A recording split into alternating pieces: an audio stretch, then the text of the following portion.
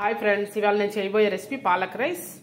మరి మీరందరూ కూడా నా వీడియోని ఫుల్గా చూడండి, ఎక్కడ స్కిప్ చేయకండి. దీనికి కావాల్సిన ఇంగ్రీడియంట్స్ 1.5 గ్లాస్ రైస్, ఇంకా మసాలా దినుసులు, ఆనియన్స్, పచ్చిమిర్చి, జీలకర్ర, ఇంకా ఉల్లికాడలు, గ్రీన్ పీస్, కొద్దిగా జీడిపప్పు, కట్ చేసి పెట్టుకున్న పాలకూర, ఇంకా కసూరి మేతి. ఇప్పుడు మనం ప్రాసెస్లోకి అయితే వెళ్దాం. రైస్ని అయితే శుభ్రంగా వాష్ చేసి పక్కన పెట్టుకోవాలి.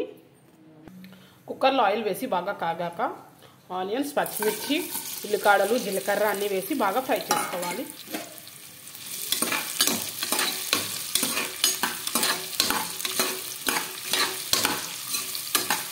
ఆనియన్స్ గోల్డెన్ బ్రౌన్ కలర్ వచ్చే వరకు బాగా ఫ్రై చేసుకోవాలి.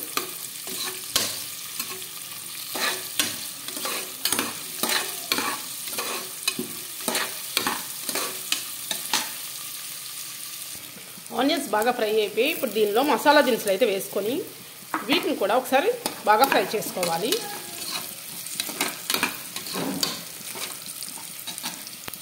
నెక్స్ట్ దీనిలో కొద్దిగా అల్లం వెల్లుల్లి పేస్ట్ అయితే యాడ్ చేసుకొని పచ్చివాసన పోయే వరకు బాగా ఫ్రై చేసుకోవాలి.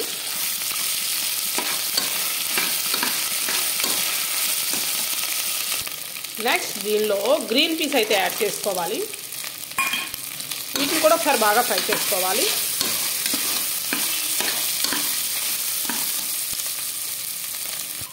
గ్రీన్ పీస్ కూడా బాగా ఫ్రై అయిపోయి నెక్స్ట్ ఇందులో కొద్దిగా జీడిపప్పు అయితే యాడ్ చేసుకోవాలి.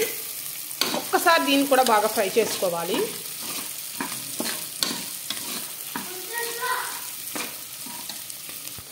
నెక్స్ట్ దీనిలో శుభ్రంగా కడిగి పెట్టుకున్న పాలకూరను అయితే యాడ్ చేసుకోవాలి.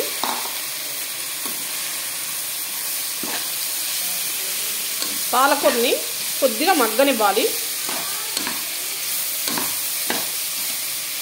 పాలకూర కూడా బాగా ఫ్రై అయిపోయింది కదా. ఇప్పుడు నెక్స్ట్ దీనిలో కొద్దిగా కారం, కొద్దిగా ధనియా పొడి, కొద్దిగా జీలకర్ర పొడి, సరిపడా సాల్ట్ అయితే వేసుకొని ఒకసారి బాగా కలుపుకోవాలి.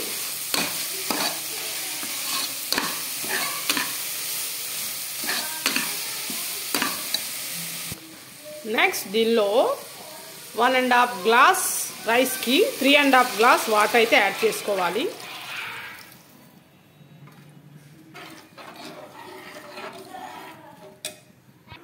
నెక్స్ట్ దీనిలో శుభ్రంగా కడిగి పెట్టుకున్న రైస్ని అయితే యాడ్ చేసుకొని ఒకసారి బాగా కలుపుకోవాలి.